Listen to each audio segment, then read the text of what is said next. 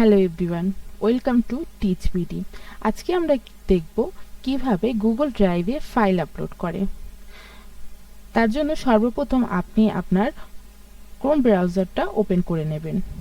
Chrome ব্রাউজারটা open করে নিয়ে এখানে সার্চ বারে আপনি লিখতে পারেন ড্রাইভ কিংবা গুগল ড্রাইভ, কিংবা এখান থেকে সরাসরি এই ড্রাইভে যেতে পারেন। এটা শর্টকাট। ওকে, আমি এখান থেকে ড্রাইভে যাচ্ছি।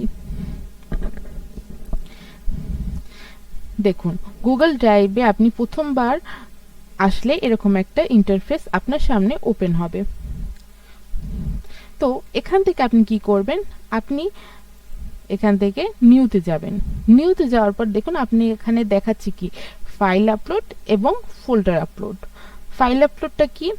ফাইল আপলোডটা হলো আপনার যে ল্যাপটপে কোনো ফাইল আছে সেটা আপনি এখানে আপলোড করতে চাচ্ছেন। মনে রাখবেন, এখানে গুগল ড্রাইভে আপলোড করার সময় এটাতে কিন্তু আপনার ইন্টারনেট কানেকশনটা থাকা অবস্থাতেই এটাকে আপনি আপলোড দিবেন, ঠিক আছে? এবং এখান থেকে যদি আবার কিছু ডাউনলোড করতে চান, অবশ্যই সেখানে ইন্টারনেট কানেকশনটা থাকতে হবে। মানে অনেকে হয় কি যে ইন্টারনেট কানেকশনটা নাই, তারপর আপনি ওখানে ঢুকতে পারছেন না বা দেখতে পারছেন না, মনে করেন যে কোনো সমস্যাও হয়েছে হয়তো পিসিতে, ঠিক আছে, বা অ্যাকাউন্টে। তো এমনটা কিন্তু নয়। যদি আপনার এখানে ইন্টারনেটটা কানেক্ট থাকে তবেই আপনি কিন্তু এখান থেকে ফাইলটা কিন্তু আপলোড করতে পারবেন, ঠিক আছে? ওকে, তাহলে এখন যাচ্ছি আমরা ফাইল আপলোডে। দেখুন, ফাইল আপলোডে গিয়ে আমি এখানে দেখুন ফাইল দেখতে পাচ্ছি। আমার এখান থেকে যে ফাইলটা আমি আপলোড করব সেই ফাইলটা জাস্ট চুজ করে দিলাম, দিয়ে এখান থেকে ওপেনে ক্লিক করব। এই দেখুন, করার সাথে সাথে আমার এই ফাইলটা ড্রাইভে আপলোড হয়ে গেছে। এখন আমার এই ফাইলটাকে আমি ধরুন ডাউনলোড করতে চাচ্ছি বা দেখতে চাচ্ছি, কিভাবে দেখব? ওকে, সর্বপ্রথম আমি জাস্ট এটাকে ক্লিক করব। দেখুন, এই দেখুন, এটা কিন্তু একটা গুগলের মানে ডকুমেন্ট ছিল, তাই কিন্তু এই যে ডকুমেন্টটা হওয়ার কারণে এখানে কি দেখুন গুগল ডকুমেন্টে আমার এই ফাইলটা ওপেন হয়েছে, ঠিক আছে? এই যে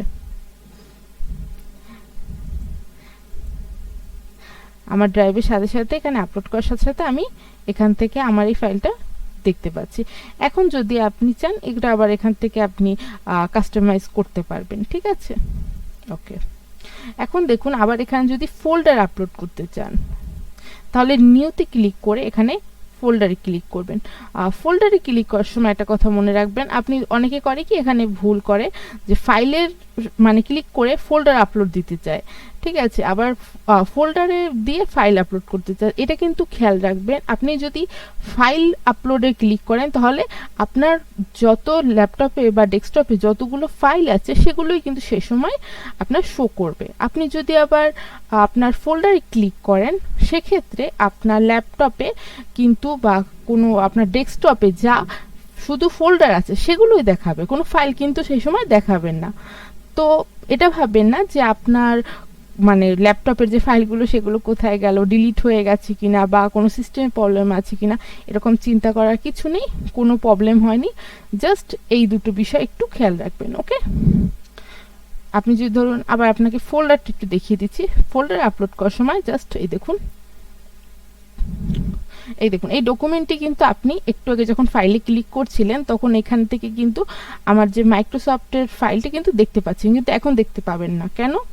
কারণ এটাই, কারণ এখানে শুধুমাত্র আমি ফোল্ডার আপলোড দেওয়ার জন্য এখানে ক্লিক করেছি। তো আপনি যদি এখান থেকে ফোল্ডার আপলোড দিতে চান বা কিছু, তাহলে এখানে জাস্ট এটা সিলেক্ট করে আবার আপলোডে দিবেন। আমি আপলোড করছি না এখন, আমি জাস্ট ক্যান্সেলে দিলাম।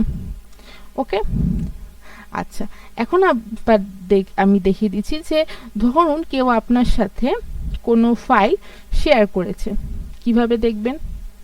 এই দেখুন শেয়ার উইথ মি, ঠিক আছে? এখানে দেখুন একদমই খালি আমার, কারণ আমার এখানে কোনো ফাইল শেয়ার হয়নি। যদি আপনাকে কেউ কোনো ফাইল শেয়ার করে থাকে, ঠিক আছে, তাহলে কিন্তু আপনি এটা দেখতে পাবেন এখানে। ওকে, আবার এই দেখুন কম্পিউটার্স। এখানে কি যদি কোনো গুগল ড্রাইভসে কম্পিউটারের কোনো ব্যাকআপ বা কোনো ইনস্টলের ব্যাকআপ থাকতো সেটাও কিন্তু আপনি এখানে দেখতে পারতেন, ঠিক আছে। ওকে, আরেকটা বিষয় সেটা হলো গিয়ে এই ত্রাস। এটা কি আছে, এখানে আপনি যদি কোনো আইটেম ভুল করে, ধরুন ভুল করে একদমই ডিলিট করে ফেলছেন বা ইচ্ছাকৃত ডিলিট করছেন, তাহলে কিন্তু এটা এখানে 30 দিনের জন্য থাকবে, ঠিক আছে। আপনি চাইলে এটা কিন্তু আবার এখান থেকে রিকভার করতে পারবেন 30 দিনের জন্য, ঠিক আছে। ওকে, এই হলো আমার আজকের শর্ট টিউটোরিয়াল। আশা করছি সকলে ভালো লাগবে।